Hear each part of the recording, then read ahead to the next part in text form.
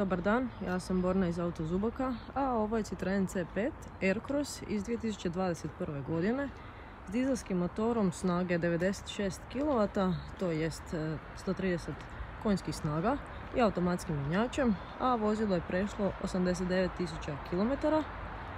Od opreme izdvajam svjetlo za maglu, prednje i stražnje parking senzore, kameru za vožnju natrag, a ima i aluminijske naplatke 18 sola.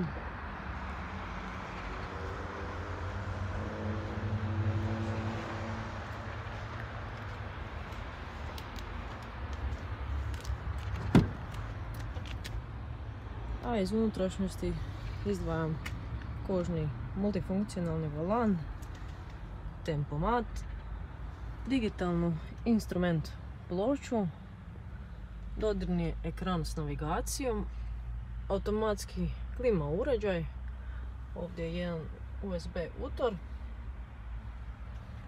naslon za ruku, a sjedala su podesiva po visini.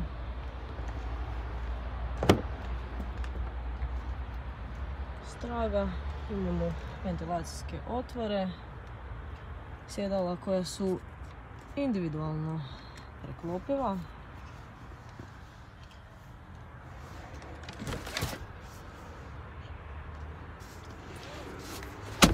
A također su i pomoćna.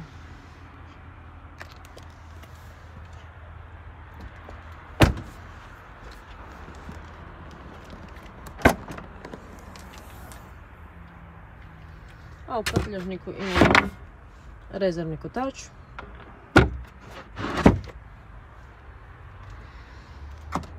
A ukoliko želite saznati više informacija o vozilu i načinima financiranja, slobodno nam se obratite u najbližoj poslovnici Auto Zubaka ili nas kontaktirajte na broj 0800 5432.